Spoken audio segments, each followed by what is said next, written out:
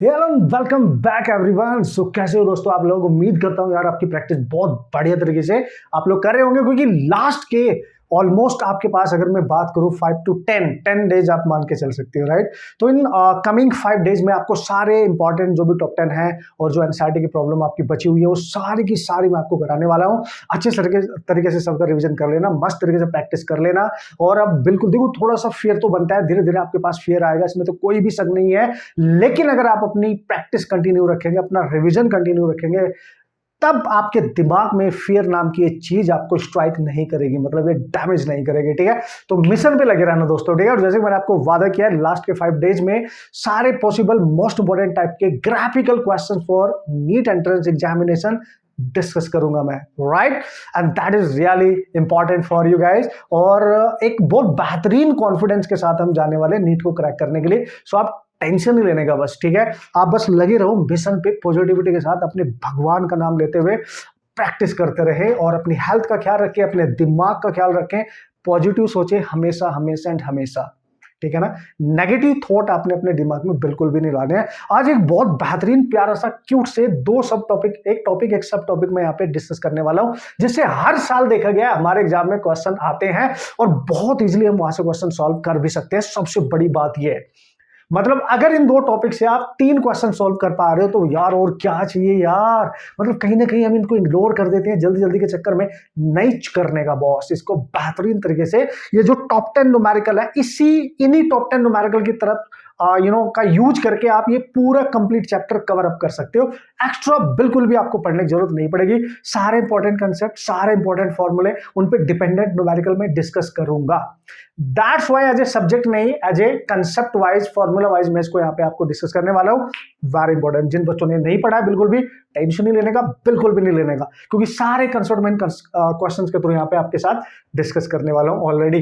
देखो भैया, मैंने लिख भी दिया यहाँ पे, right. EM wave, electromagnetic wave.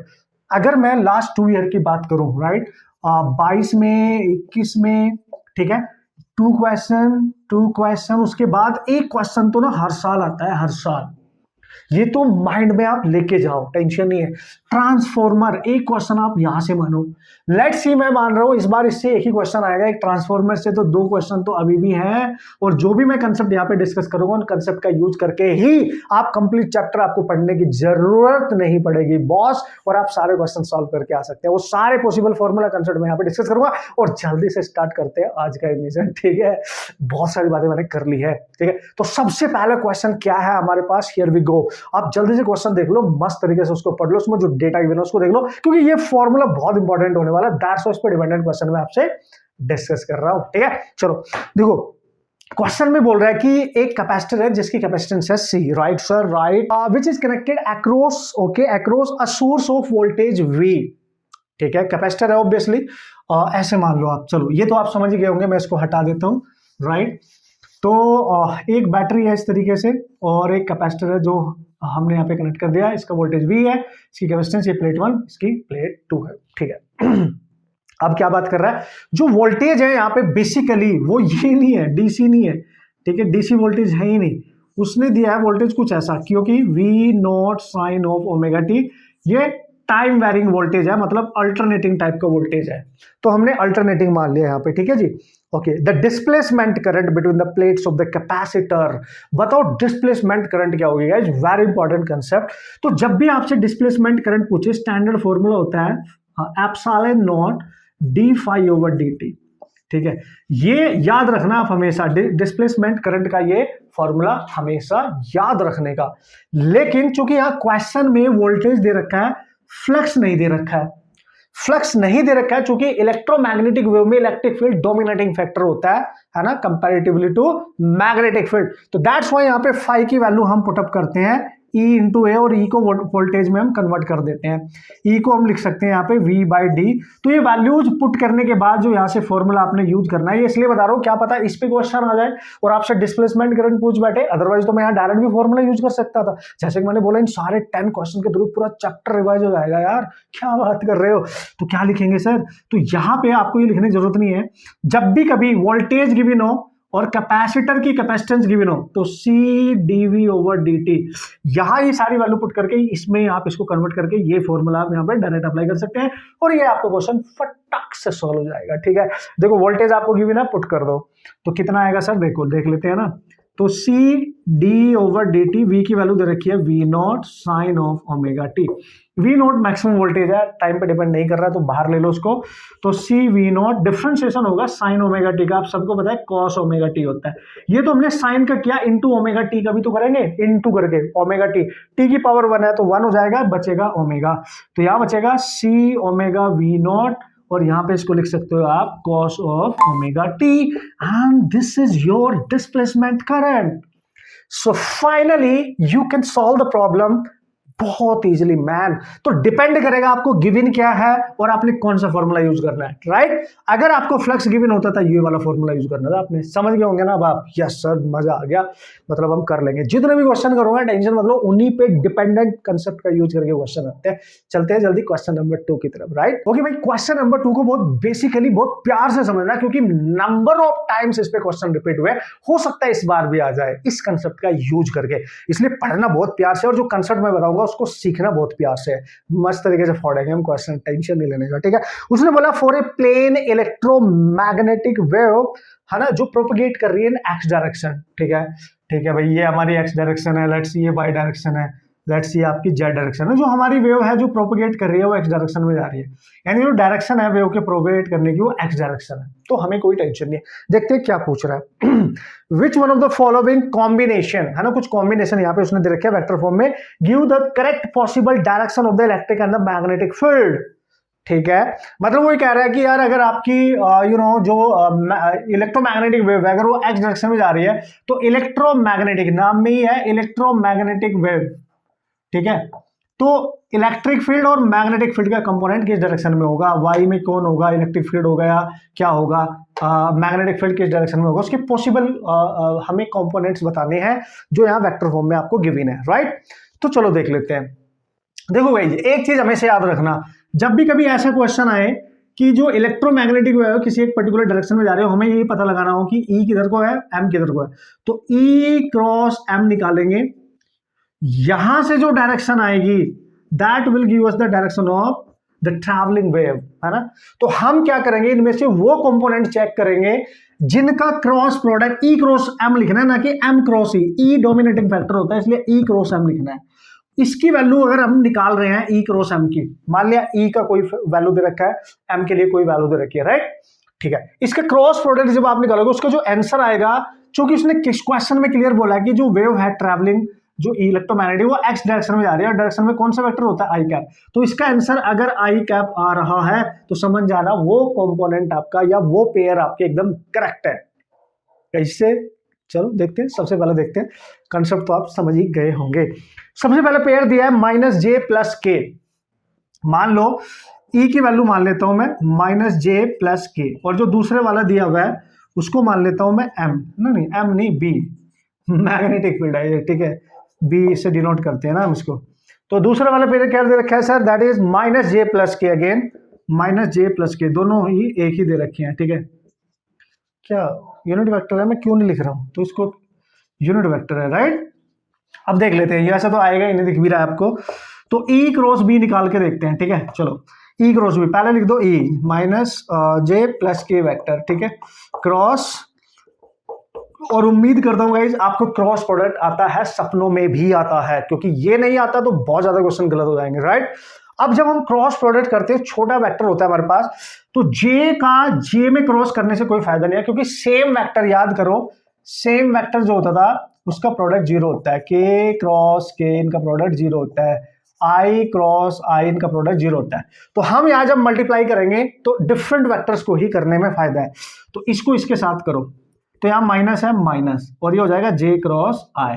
फिर के को के साथ करने का कोई फायदा नहीं है, इसका करो, पहले प्लस लगा दो, प्लस के क्रॉस माइनस ऑफ जे। अब इनकी वैल्यू पुट करो, देखो जे क्रॉस के है ये, जे क्रॉस के, देखना जब हम इसमें यूज करते थे मेथड, ये आई इधर है जे और इधर है के, तो जब आप जे क्रॉस के करोगे, जे को एंटी क्लॉकवाइज चलते हैं ऐसे, तो ये आई देगा, तो यहां पहले से माइनस है तो आई कैप, राइट, और ये माइनस बाहर ले लो, ये k क्रॉस j, यानी इसका जस्ट रिवर्स। जब आप लिखोगे k क्रॉस j तो ये माइनस आई होता है, ये माइनस पहले से है, माइनस आई आ गया तो माइनस आई क्रॉस प्लस आई, ये हो गया कैंसिल, ये तो जीरो आ रहा है, ये क्रॉस प्रोडक्ट तो जीरो आ रहा है, ये आई डायरेक्शन में आ ही नहीं रहा है, मतलब पहला ऑप्शन बिल्कुल भी करेक्ट नहीं है। जबकि मैंने क्या बताया आपको कि ई और बी वेक्टर का क्रॉस प्रोडक्ट निकालना है, वो आई डायरेक्शन में आना चाहिए, क्योंकि ट्रैवलिंग वेव जो है वो एक्स डायरेक्शन में है।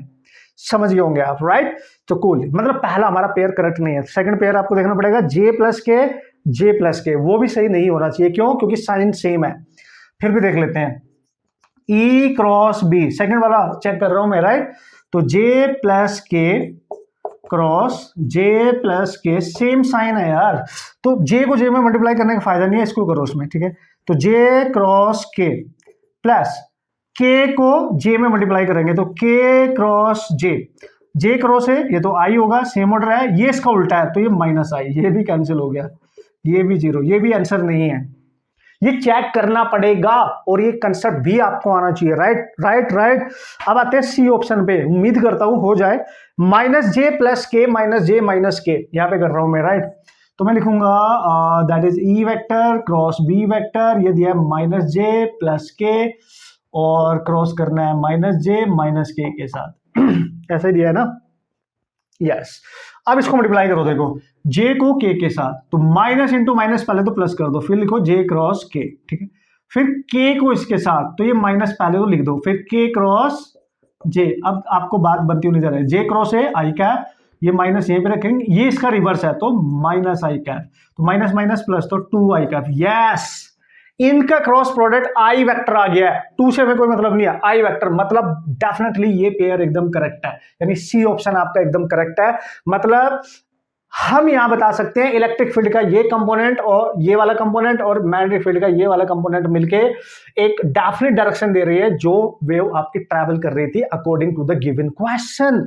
इंपॉर्टेंट है कि नहीं? छोटा दिख रहा है लेकिन खोटा है कि नहीं? क्यों है सर खोटा? क्योंकि हर ऑप्शन आपको इसमें चेक करना पड़ रहा है, सो दैट्स व्हाई स्मार्टनेस दिखानी है आपने वहां, ठीक है? चलेंगे नेक्स्ट क्वेश्चन की तरफ। होप सो आप समझ गए होंगे, ऐसे क्वेश्चन जब भी आएंगे तो आप बता देंगे किस तरीके से डिनोट करना है, right? Okay, so here we go, this is question number 3। बहुत प्यारे प्यारे छोटे छोटे सारे कंसेप्ट यहाँ पे हम यूज करने वाले हैं, उन पे डिपेंडेंट ये सारे क्वेश्चंस है। तो क्या बात कर रहे हो सर? यस। और ऐसे क्वेश्चन आते हैं, बिल्कुल आते हैं, हर साल आते हैं, तभी तो बोल रहा हूँ बहुत बेहतरीन सा ये टॉपिक। उसने बोला in electromagnetic wave in free space, ठीक है? In an electromagnetic wave in a free space, the root mean square value of the electric field is, मतलब इलेक्ट्रिक फील्ड की रूट मीन स्क्वायर यानी आरएमएस वैल्यू दे रखी है, याद करो रूट मीन स्क्वायर वैल्यू दे रखी है इलेक्ट्रिक फील्ड की, दैट इज 6 वोल्ट पर मीटर, 6 वोल्ट पर मीटर। बढ़िया है जी, बहुत बढ़िया। The peak value of the magnetic field is, तो मैग्नेटिक फील्ड की देखो, ये तो आरएमएस वैल्यू इलेक्ट्रिक फील्ड की, हमें मैग्नेटिक फील्ड की पीक वैल्यू मतलब मैक्सिमम वैल्यू बतानी है। तो देखो भाई, चूंकि इलेक्ट्रोमैग्नेटिक वेव है फ्री स्पेस में, तो स्पीड ऑफ लाइट क्या होती है? सी। हम लिखेंगे ई नॉट बाई बी नॉट, ये फॉर्मूला याद रखना हमेशा। जब भी कभी मैक्सिमम वैल्यू निकालनी हो, पीक वैल्यू किसी भी कंपोनेंट की, इलेक्ट्रिक फील्ड की या मैग्नेटिक फील्ड की, तो यही फॉर्मूला यूज करना है, and this is speed of light. और अगर देखो यहीं से निकाल सकते हैं ना, लेकिन हमें इलेक्ट्रिक फील्ड की मैक्सिमम वैल्यू नहीं दे रखी है, ई आर एम एस दे रखी है, तो हमें पता है ई आर एम एस जो होता है वो पीक वैल्यू अपॉन रूट 2 होता है कि नहीं? बस यहां से निकाल लो ना। तो ये दे रखी है 6 ई नॉट बाई अंडर रूट 2, तो ई नॉट आ गया आपका, दैट इज 6 रूट 2, यहाँ पे पटक डालो, बी नॉट निकाल डालो, ये आ जाएगा ई नॉट बाई सी। ये फॉर्मूला ब्रह्मास्त्र है, छोटा सा लेकिन खोटा सा, दैट्स वाई आपको पता होना चाहिए। तो ई नॉट कितना आ गया? 6 अंडर रूट 2, राइट? और c की वैल्यू आ गई 3 into 10 to power 8, and that is cancel out, तो 2 रूट 2 इंटू 10 टू पावर -8, ये आएगा बी नॉट इतना टेस्ला। यही होना चाहिए, इतनी बड़ी बात है नहीं, आप समझदार हो, ठीक है? तो इस तरीके से आप क्वेश्चन कर सकते हो। अगर आपका ऑप्शन में ये नहीं दे रखा तो उसकी वैल्यू पुट कर दो ना यार, 2 इंटू 1.414 वैल्यू पुट कर दो ना यार, ये आप सॉल्व कर लेना यार, मल्टीप्लाई कर देना, ठीक है? ठीक है, तो मैंने यहाँ पे आपको बताना था, this is the important formula, छोटू सा मोटू सा गोलू सा। इसको आप ऐसे भी लिख सकते हो, C equal to RMS value दे रखी है सारी, तो ई आरएमएस और बी आरएमएस ऐसे भी लिख सकते हो। कूल है, सुपर कूल है। चलो आगे बढ़ते हैं नेक्स्ट क्वेश्चन की तरफ, right? Okay boss, so here we go and this is the next question. Awesome. जैसे कि मैंने बोला आपको कि हर फॉर्मूला, हर कंसेप्ट हम यहाँ पे कहीं ना कहीं रिवाइज करेंगे इन सारे न्यूमेरिकल के थ्रू, और बहुत अच्छी बात है कि फॉर्मूले के साथ साथ न्यूमेरिकल हम कर रहे हैं। तो नेक्स्ट क्वेश्चन है light with energy flux. Energy flux कितना दे रखा है 25 इंटू 10⁴। एनर्जी फ्लक्स, ध्यान देना वर्ड्स पे, राइट। एनर्जी फ्लक्स क्या होता है, ये दे रखा 25 इंटू 10⁴। इससे नहीं पता चलेगा एनर्जी फ्लक्स हम किसको कह रहे हैं। यूनिट देखो, यूनिट बोला है वॉट पर मीटर स्क्वायर। देखो भाई वॉट होती है पावर और ये है एरिया। तो जब भी कभी आप एनर्जी की फ्लक्स की बात करें तो उसको इंटेंसिटी भी कहते हैं, यानी energy falling power per unit area, आप ऐसे लिख सकते हैं दिस इज द पावर। तो basically energy flux is your intensity, है ना, ऑफ लाइट, ऐसे समझो, ठीक है। तो ये गिवन है आपको। Falls on perfectly reflecting right surface, मतलब एक सरफेस है, एनर्जी यहाँ पे टकरा रही होगी ऐसे, और ये परफेक्टली रिफ्लेक्टिंग है, ये जिस पे टकरा रही है तो ये रिफ्लेक्ट बैक हो जाएगी क्योंकि परफेक्टली रिफ्लेक्ट हो रहा है। ध्यान देना, तो जिस सरफेस भी वो टकरा रही होगी उसका कुछ ना कुछ एरिया होगा, this is the area, right. और नॉर्मली टकरा रही है 90 डिग्री पे, ये भी बोला है उसने क्वेश्चन में, है 90 डिग्री पे है वो बॉस। अब क्या बोल रहा है sir, if the surface area is 15 centimetre square, अगर इसका सरफेस एरिया 15 है, वो भी सेंटीमीटर स्क्वायर है, तो 15 इंटू 10⁻⁴ मीटर स्क्वायर आप लिख सकते हैं। एरिया भी दे रखा है, तो देख लेते हैं ना क्या पूछ रहा है, मजा आ जाएगा ना, कर लेंगे ना फटाक से। बस एक चीज याद रखना, the average force exerted on the surface, right, on the surface, कितना टोटल फोर्स ये लाइट जो यहाँ पे डल रही है इस सरफेस पे एग्जर्ट कर रही है। We have to calculate total average force exerted. दोस्तों याद रखना, जब भी ऐसा क्वेश्चन आए कि लाइट बीम हमने किसी सरफेस पे इंसिडेंट कर दी नॉर्मली और वो परफेक्टली रिफ्लेक्ट हो रही है, जब परफेक्टली रिफ्लेक्शन का केस हो ना कि एब्जॉर्प्शन का केस हो, राइट, तो उस केस में 2 times of I into A divide by C, ये वाला फॉर्मूला यूज करना है। क्योंकि जो प्रेशर होता है, अगर प्रेशर पूछता है यहाँ पे, तो प्रेशर होता है फोर्स ओवर एरिया, तो वो होता है 2I/c। This is intensity, this is speed of light. तो हमें से फोर्स पूछा है तो एरिया से हमने मल्टीप्लाई कर दिया, बस खत्म होगी कहानी। ये फॉर्मूला इंपॉर्टेंट है ना आपके लिए। और सर अगर ये रिफ्लेक्टिंग सरफेस ना होता, ये एब्जॉर्बिंग सरफेस होता, यस अगर ये एब्जॉर्बिंग होता परफेक्टली तो लाइट आती है, एब्जॉर्ब कर ली जाती, तब ये एवरेज फोर्स आपका होता, 2 हटा दो बस, IA/c, तब ये होता है परफेक्टली एब्जॉर्बिंग के केस पे ये होता। देखो कंसेप्ट भी मैं सारे बता रहा हूं आपको, फॉर्मूला और एडिशनली क्या पूछा जा सकता है, बट यहाँ पे ये वाला पूछा है, राइट। तो पुट कर दो, एवरेज फोर्स कितना आएगा 2I, आई कितना है सर, आई ये रहा 25 इंटू 10⁴ इंटू एरिया कितना है सर, ये रहा 15 इंटू 10⁻⁴, एंड सी तो आपको सपनों में आती है 10⁸, 3 से कैंसिल 5, मल्टीप्लाई कर लो, 25 दूनी 50, 100, 25 इंटू 2 दैट इज 50 और दैट इज 250, राइट। ये 8 है, ये 4 कैंसिल, 8 ऊपर जाएगा तो 10⁻8 हो जाएगा। इसको आप लिख सकते हो 2.50 इंटू 10⁻6, इतना न्यूटन का फोर्स है। बाकी आप ऑप्शन चेक करें, कूल है, बाकी आप ऑप्शन चेक करें। तो सब कुछ बता रहा हूँ, टेंशन क्यों ले रहे हो, जैसे मैंने बोला सब कुछ बताऊंगा आपको, ठीक है। अब चलते हैं नेक्स्ट क्वेश्चन की तरफ। बहुत ज्यादा पूछा जाता है, बहुत वाहियात आसान भी है। लास्ट ईयर भी मैंने बताया था अपने नोट्स में, अपने फॉर्मूला में मैं डालता एज इट इज आ गया था, होता है ऐसा होता है, फिर से होंगे ऐसे ही सिलसिले। आपने भी बेहतरीन तरीके से प्रैक्टिस करके जानी है तो आपके साथ भी होगा, अच्छा होगा। हमेशा अच्छा सोचो क्योंकि एग्जाम आपका एकदम पास है।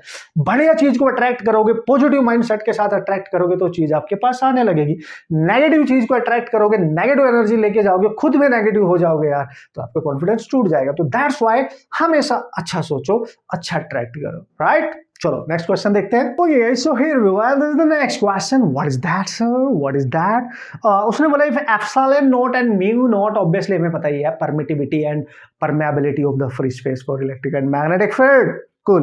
ओके सर, तो अब वो बोल रहा है इफ इन वैक्यूम है वो, ठीक है ना। Okay okay, in vacuum if epsilon and mu, उसने बोला एप्सिलॉन नॉट म्यू नॉट, फिर बोला एप्सिलॉन और म्यू, ऑब्वियसली ये है फ्री स्पेस में और ये है मीडियम में, राइट। परमिटिविटी और परमेबिलिटी, है ना, ये मीडियम की बात कर रहा है। फिर बोल रहा है then the refractive index of the medium, तो बताओ मीडियम का रिफ्रैक्टिव इंडेक्स क्या होगा। याद रखना जब भी रिफ्रैक्टिव इंडेक्स पूछे ना मीडियम का, अच्छा वो उसने इसको भी मैंने म्यू मान लिया है, राइट, तो मैं रिफ्रैक्टिव इंडेक्स से लिख दूंगा यार जिससे आपको कंफ्यूजन ना हो, ठीक है। तो रिफ्रैक्टिव इंडेक्स को हम लिखेंगे 1/√, में रिफ्रैक्टिव इंडेक्स हमेशा होता है relative permeability into epsilon r, यानी रिलेटिव परमिटिविटी। भाई ये याद रखना हमेशा। जैसे एक फॉर्मूला बहुत ही ज्यादा इंपॉर्टेंट होता है, वो पूछा जाता रहता है एग्जाम के अंदर, क्या सर ये सर कि जो रिफ्रैक्टिव इंडेक्स है, you can write c by v, और वी जो होती है speed of light in medium, that is the in vacuum, इसको आप निकाल सकते हैं सी बाई म्यू से, और म्यू को आप लिख सकते हो under root of mu r into epsilon are.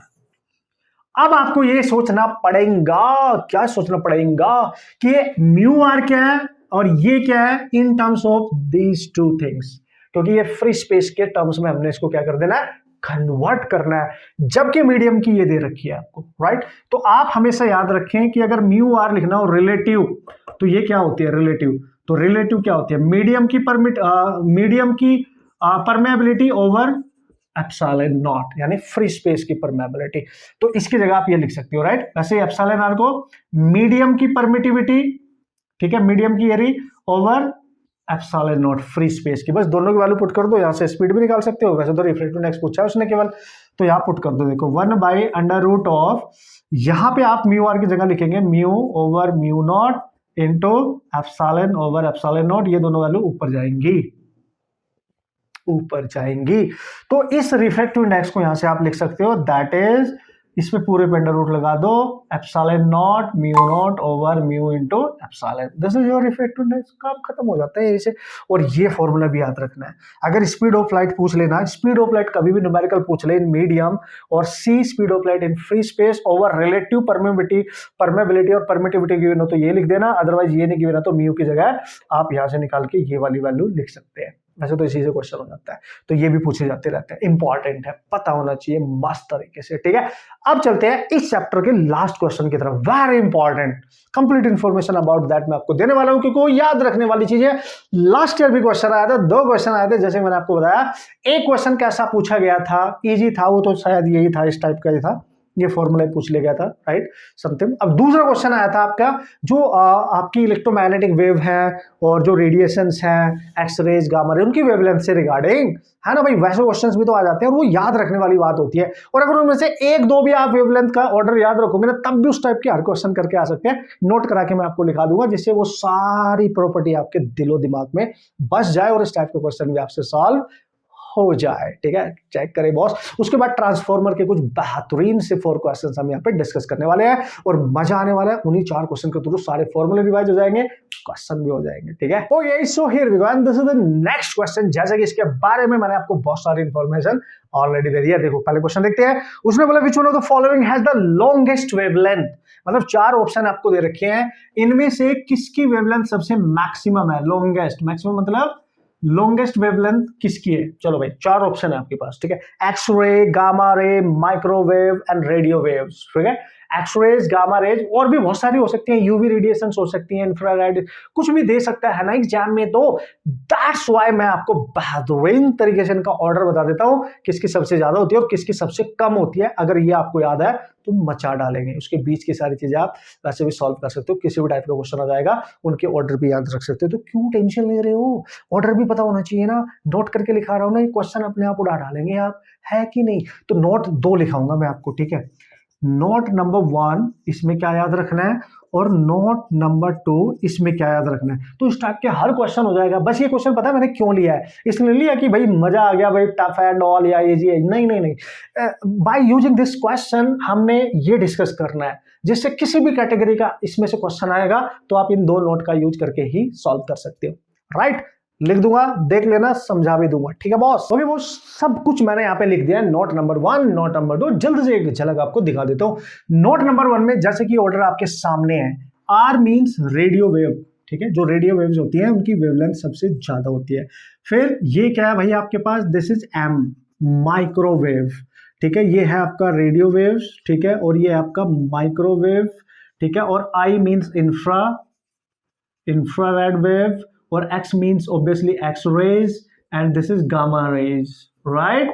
तो आप ऑर्डर बिल्कुल क्लियरली दे सकते हो, सबसे मैक्सिमम रेडियो वेव की वेवलेंथ होती है, सबसे मिनिमम गामा रेज की होती है, ये ऑर्डर याद रखना, और ये इंक्रीजिंग ऑर्डर आप यहाँ पे देख सकते हैं, राइट। सबसे ज्यादा इसकी, फिर इसकी, फिर इसकी, फिर इसकी, फिशर डी इसकी है, सबसे कम है, ठीक है। तो इसी से मैक्सिमम क्वेश्चन इससे रिलेटेड आप ऑलरेडी सॉल्व कर सकते हो। अगर इसकी वैल्यूज देखना चाहते हो तो वैल्यूज देखो, नॉर्मली याद नहीं रहती है, डेटा नॉर्मली जो होता है वो मैंने यहाँ पे लिख दिया है, बट आप ये ऑर्डर याद रखेंगे तो बहुत ही अच्छे तरीके से आप क्वेश्चन कर सकते हैं। रेडियो वेव की जो रेंज होती है वो 10 की पावर 1 से लेके 10 की पावर 4 तक होती है, सबसे मैक्सिमम है क्योंकि पॉजिटिव पावर है, राइट।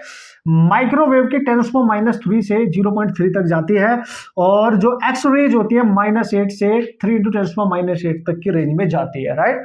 जो यूवी रेज होती है, अल्ट्रावायलेट रेज की अगर बात करें, 6 × 10⁻8 से 4 × 10⁻4 तक जाती है। पावर को देख के आप बता सकते हैं कौन ज्यादा है कौन कम है।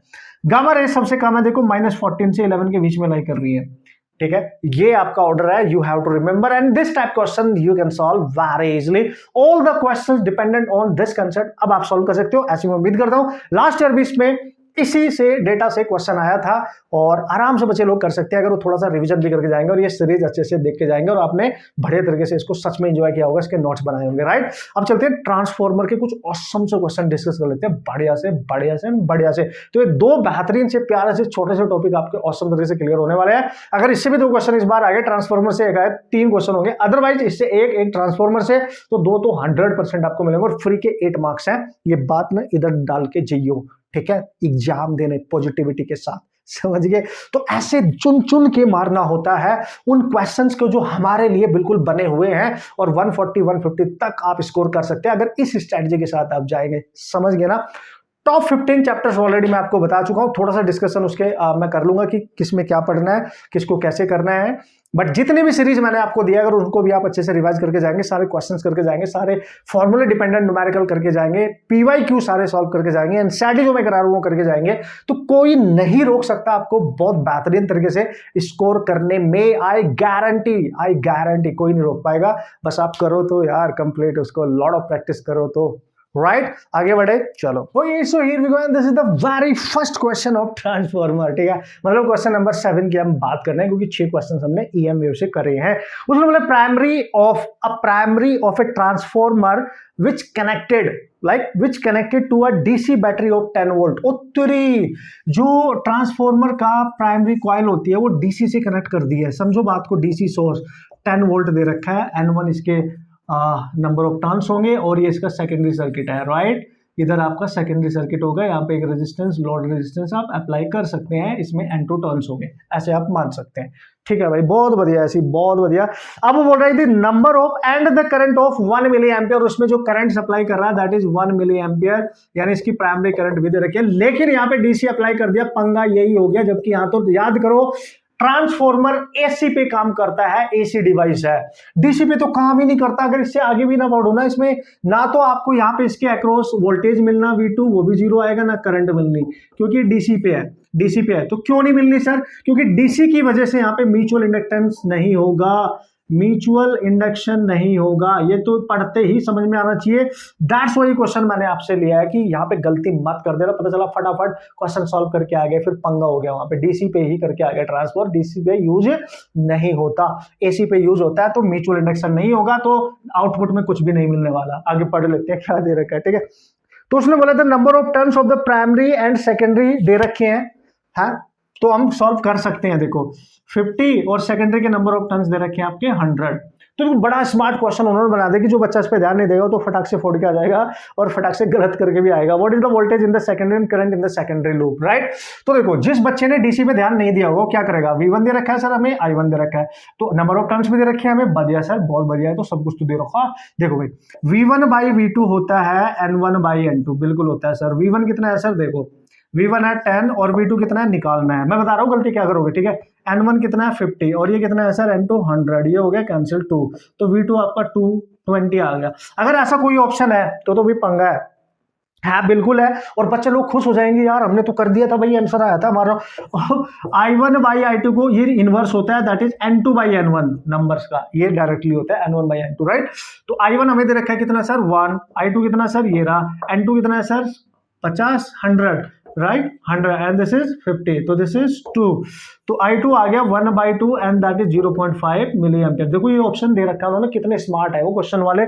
ऑप्शन दे रखा है आपको 20 वोल्ट 0.5 मिली एम्पियर, पहला ही ऑप्शन है। और पहले ही ऑप्शन को क्यों रखा गया, क्योंकि बच्चा तुरंत देखता है अच्छा अच्छा ये तो आता है, सब कुछ आता है, ये भी आ गया ये भी आ गया, और पहले पे टिक कर गया और खुश हो गए, ये नहीं पता बर्बाद हो गए, है कि नहीं। डीसी है वो, अगर एसी होता तो आंसर ये होता, अगर ये एसी सोर्स होता तो ये आंसर होता। डीसी है, डीसी म्यूचुअल इंडक्शन नहीं होगा तो 0 0। लास्ट को ऑप्शन चेक करो, 0 है भाई, 0 0 and there is no current, 0 and there is no current. समझ गए ना logic. Most important type of question, धोखा देने के लिए, वैसे तो इजी है बट धोखा देने के लिए बदिया है, बहुत बदिया। दुश्मन ऐसे ही होता है, देखने में बहुत इजी होता है लेकिन धोखा देता है। दोस्त ऐसे होते हैं कुछ हमारे, समझे कि नहीं, जो देखने में तो बहुत सीधे साधे से बदिया होंगे, है ना, फिर पंगा ले लेंगे आप उनसे, ठीक है, आपका टाइम वेस्ट कर देंगे। फिर वो दोस्त डिफरेंट कैटेगरी के भी होते हैं ना, तो उनको सेलेक्ट करना पड़ता है ना, तो बहुत ध्यान से सेलेक्ट करना है ऑप्शन, पढ़ लेना है क्वेश्चंस को ध्यान से। चले नेक्स्ट क्वेश्चन की तरफ। फील आया कि नहीं बॉस? हो गया। So here we go and this is the next question, question number 8। तो पहले इसमें जो डेटा गिवन है, जो इन्फॉर्मेशन गिवन है, क्यों ना हम उसको लिख लें बढ़िया तरीके से, फिर सोचे कौन सा फॉर्मूला यूज करना है। वैसे तो मैंने 2 फॉर्मूला तो आपको रिवाइज करा ही दिए, नंबर ऑफ टर्न्स के रिगार्डिंग करंट का और वोल्टेज का, राइट। उसने बोला कि a 220 volt input is applied to the transformer, ठीक है। मतलब ये जो डायग्राम मैंने बनाया था उसका इनपुट वोल्टेज दे रखा है, V1 लिख लो उसको या VI लिख लो, आपकी मर्जी है। 220 वोल्ट, अच्छी बात है, अब तो आप समझ ही जाएंगे ना लैंग्वेज के according, right. Supply to the output circuit draws a current of 2 ampere at 440 volt. मतलब जो आउटपुट सर्किट है, मतलब आउटपुट समझ गए ना आप, सेकेंडरी वाला, उस पे वोल्टेज भी दे रखा है, उस पे करंट भी दे रखी है। करंट दे रखी है 2 एम्पियर, वोल्टेज दे रखा है 440 वोल्ट। और तेरी इस केस में इस बार आउटपुट वैल्यूज दे दी, इनपुट वोल्टेज दिया, तो ऑब्वियसली क्या पूछेगा, इनपुट करंट ही पूछेगा, और क्या पूछेगा, if the efficiency of the transformer is 80%। Efficiency भी दे दी, अच्छा इतनी कुछ दे दिया, 80% एफिशिएंसी है, जिसको हम 80/100 लिख सकते हैं, जिसको हम 4/5 भी लिख सकते हैं, हमारी मर्जी है, ठीक है। तो the current drawn by the primary windings of the transformer, current बताओ प्राइमरी वाइंडिंग में कितने, यानी I1 बताओ। यार एक बात बताऊं आपको, चूंकि नंबर ऑफ टर्न्स नहीं दे रखे हैं, राइट, हाँ सर, इसलिए एफिशिएंसी का फॉर्मूला लाजमी था यहाँ। क्यों सर? क्योंकि नंबर ऑफ टर्न्स अगर होते तो हम यूज कर लेते I1/I2 इक्वल टू N2/N1, ठीक है जी, वो तो दे ही नहीं रखे हैं, तो हमें वोल्टेज सब कुछ दे रहे, तो एफिशिएंसी यूज करो ना भाई। ट्रांसफॉर्मर के केस में एफिशिएंसी अगर हम मान के चले तो आउटपुट में V2I2 मिलेगा, इनपुट में V1I1 मिलेगा, बस पावर का ratio, right. This is important for you, you have to remember this. यहाँ वैल्यू पुट कर दो, दैट इज 4/5 एंड V2 सब कुछ दे रखा है 440 और I2 that is 2 and this is 220 into I1, ये कैंसिल 2 टाइम्स हो गया, 4 से ये कैंसिल, तो I1 दिख रहा है आपको 5 एम्पियर। ध्यान से देखना मैंने कैसे कैलकुलेशन कर दिया, फट फट फट फट फटाक से, ओके। तो यार कंफ्यूज नहीं होने का, ठीक है, इजी क्वेश्चन था ये तो बहुत ही ज्यादा। तो दिस इज 5 एम्पियर है ना, लड्डू सा क्वेश्चन है, बढ़िया से आप फोड़ के आ सकते हैं, मस्त तरीके से। डराते हैं वो क्वेश्चन देख के आपको, खतरनाक सी लैंग्वेज और सिचुएशन बना के, तो डरने का नहीं। ये 3 मोस्ट इंपॉर्टेंट फॉर्मूले regarding to the transformer, you have to remember the ratio of the input voltage output voltage is N1/N2, ठीक है, and the current in primary current in secondary is N2/N1 and the efficiency is output power over input power, जिसको आप लिख सकते हो V2I2 और V1I1। Detail में बहुत ज्यादा जाने की जरूरत नहीं, इन्हीं से काम बन जाएगा न्यूमेरिकल का, ये आप थोड़ा सा रिवाइज करके जाने वाले, ठीक है। चलो 9th क्वेश्चन की तरफ चलते हैं, मजा आ रहा है, हर क्वेश्चन में एक नई फॉर्मूला आपको सीखने को मिल रहा है, और मस्त तरीके से हम सारे कंसेप्ट भी यहाँ पे कवर अप कर रहे हैं, और आप एंजॉय भी तो कर रहे हो, मस्त तरीके से मैं आपको एंजॉय भी तो करा रहा हूँ यार, कि क्वेश्चन को कितनी इजीली आप क्रैक कर सकते हो, बस विश्वास रखो अपने ऊपर, और बस साथ में मिलकर फाइट करते रहो मस्त तरीके से। हाँ, सॉरी फॉर दैट कि आपको बहुत लेट वीडियो मिल रही है, बीच में आपको 2 दिन वीडियो बिल्कुल भी नहीं मिली। तो भाई ये थ्योरेटिकल से कंसेप्चुअल से क्वेश्चन है, तो चूंकि इस टाइप के क्वेश्चन आने के चांस है, तो आपको इसका थ्योरेटिकल कंसेप्ट पता होना लाजमी है, वरना सवाना आजमी है, वो पढ़ जाएंगे अदरवाइज हम। उसमें बोले the core of A transformer is laminated because, आप सबको पता है ट्रांसफॉर्मर की जो कोर होती है उसको लैमिनेट क्यों किया जाता है, उसको लैमिनेट क्यों किया जाता है, तुम्हें यही पता होना चाहिए बस, ठीक है। तो देखो बेसिकली क्या होता है, जब करंट वहां पे जो फ्लक्स होता है वो चेंज होता है, राइट, जो करंट वहां पे बनते हैं उसकी वजह से एडी करंट बनने के चांस बन जाते हैं, ठीक है, वहां पे एडी करंट्स, और वो ऑब्वियसली बनती भी है एडी करंट्स, आपने सुना भी होगा, ट्रांसफॉर्मर में एक तरीके का लॉस है, ये एक तरीके की लॉस करती है ये एडी करंट जो बन जाती है, ठीक है। तो बेसिकली कोर हम इसलिए करते हैं, कोर लैमिनेट, उसको कोर को लैमिनेट इसलिए करते हैं जिससे जो फ्लक्स हो रहा है चेंज, जो फ्लक्स की वैल्यू है वो आपकी एक तरीके से लॉस जो हो रहा है बेसिकली फ्लक्स के चेंज होने से जो लॉस हो रहा है वो डिक्रीज हो जाए। और लॉस को डिक्रीज करना है मतलब एडी करंट को आपको डिक्रीज करना पड़ेगा कोर को लैमिनेट करके। तो एडी करंट को डिक्रीज करते हैं, एडी करंट को डिक्रीजेस करते हैं, इनका डिक्रीमेंट आपको करना पड़ेगा। तो ऑप्शन आप ढूंढ सकते हो, यानी energy losses due to the eddy current may be minimised. Yes, तो एडी करंट बनने से जो एनर्जी लॉस होता है, जो एनर्जी लॉस होता है उसको कम किया जा सकता है अगर हम लैमिनेट करते हैं कोर को, क्योंकि फ्लक्स ऑब्वियसली फ्लक्स का जो लॉस है वो डिक्रीज होगा तो एनर्जी डिक्रीज हो, क्योंकि एडी करंट को हम कम कर सकते हैं, राइट। उससे जो लॉस हो रहा है वो कम होगा। तो this is the main reason. First option में दिया है the weight of the transformer में भी रिड्यूस, नहीं जी नहीं, ऐसा कुछ नहीं होता है, राइट।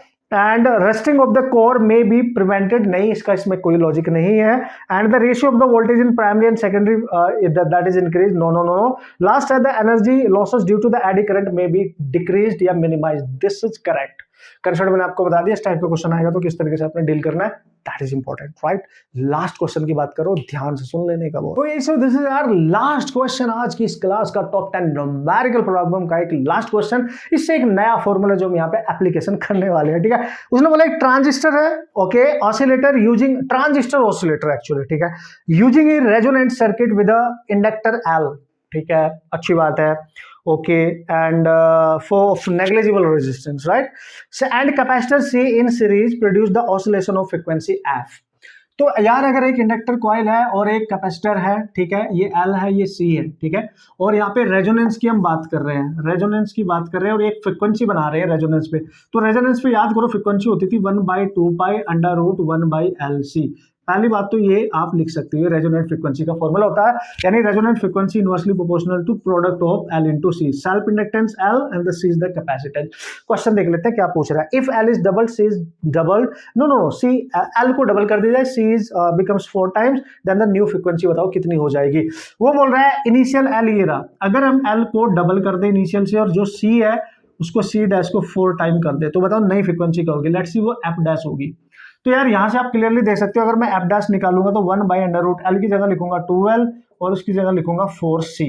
तो F डैश आपकी आ जाएगी 1/4C। LC होता है F, तो इसको लिख सकते हैं 4a2√2, राइट, 2√2। तो 2√2 और फिर नीचे एज इट इज लिख सकता हूं मैं √L into C। और ये वैल्यू तो आपको पता ही है, F की वैल्यू है, ठीक है। तो F डैश जो हो जाएगी वो हो जाएगी F/2√2 टाइम्स कम हो जाएगी। ये होना चाहिए आपका करेक्ट आंसर, F/2√2 टाइम्स। वो दिख भी रहा है आपको, आप आराम से क्वेश्चन बना सकते हैं। जिनको कुछ भी नहीं पता चला वो ये देखिए, initial frequency final frequency, under root लगा दो, L2/L1 into C2/C1। L2 ये रहा, इसको L2 मान लो, इसको L2 मान लो, इसको C2 मान लो, और इनिशियल L1 और C1 मान लो जो दे रखे थे आपको, ठीक है। कितने दे रखे, ये L1 दे रखा है आपको L और C1 दे रखा है आपको C2। यहाँ फॉर्मूला पुट कर दो, एक ही बात है, ऐसे सोच लो, ऐसे सोच लो, कैसे भी कर लो। ये फॉर्मूला मैंने आपको बताना था, इसका एप्लीकेशन करना मैंने आपको सिखाना था। सो ये थे आपके टॉप 10 न्यूमेरिकल प्रॉब्लम बॉस, और इनको एंजॉय करेंगे आप सारे। सब टॉपिक, ये टॉपिक आपको बिल्कुल क्लियर हो जाने चाहिए, सारे कंसेप्ट कहीं ना कहीं मैंने यहाँ पे यूज कर लिए हैं। उम्मीद करता हूं आपने भी इनको बढ़िया से प्रैक्टिस करेंगे। इन पे डिपेंडेंट जो मैंने क्वेश्चन छोड़े हैं उनको आप सॉल्व करेंगे, कुछ भी नहीं छोड़ना, ठीक है। बहुत बढ़िया तरीके से प्रैक्टिस करते हैं। इस समय आपके मॉक टेस्ट का जो भी रिवीजन आप कर रहे थे, जो भी टेस्ट आप दे रहे थे, उनका एनालिसिस आपको करना और PYQs के मैक्सिमम क्वेश्चन सॉल्व करके जाना ही शानदार तरीके से आपको जीत दिलाने वाला है, आपके रिवीजन के साथ साथ जो भी आप नोट्स रिवाइज कर रहे हैं, ठीक है। और फॉर्मूले की लिस्ट बना के सारे फॉर्मूले तो एकदम माइंड में होने चाहिए। अब मैं ये बिल्कुल नहीं बोलूंगा, बिल्कुल भी याद नहीं दिलाऊंगा। ओके दोस्तों, मिलेंगे नेक्स्ट लेक्चर में। एनसीईआरटी के कुछ क्वेश्चंस आपको फिर से मिलेंगे और एक बेहतरीन सा टॉपिक वहां पे डिस्कस करने वाला हूं, जिससे क्वेश्चन आने के डेफिनेटली चांस होते हैं। वो क्वेश्चन हम वहां पे डिस्कस करेंगे, उनको बढ़िया तरीके से एंजॉय करते रहना, कंप्लीट करते रहना और पॉजिटिव माइंडसेट के साथ पढ़ते रहना, प्रैक्टिस करते रहना। हम साथ है, मिलके फोड़ेंगे, डोंट वरी। ओके, खुश रहो, मेहनत करते रहो एंड ऑल द बेस्ट।